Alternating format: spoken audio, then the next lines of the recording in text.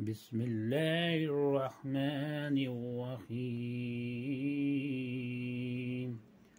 एक शख्स हारिस बिन हशाम नामी ने हज़रत मोहम्मद सल्लल्लाहु अलैहि वसल्लम से सवाल किया था कि हजूर, आप पर वही कैसे नाजिल होती है।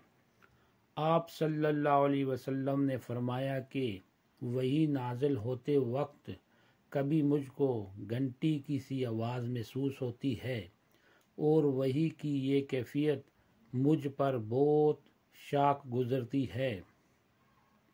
जब ये कैफियत ख़त्म होती है तो मेरे दिलो दिमाग पर इस फरिश्ते के ज़रिए नाजिल शुदा वही महफूज हो जाती है और किसी वक्त ऐसा होता है कि फरिश्ता बशक्ल इंसान मेरे पास आता है और मुझसे कलाम करता है, बस मैं इसका कहा हुआ याद रख लेता हूँ।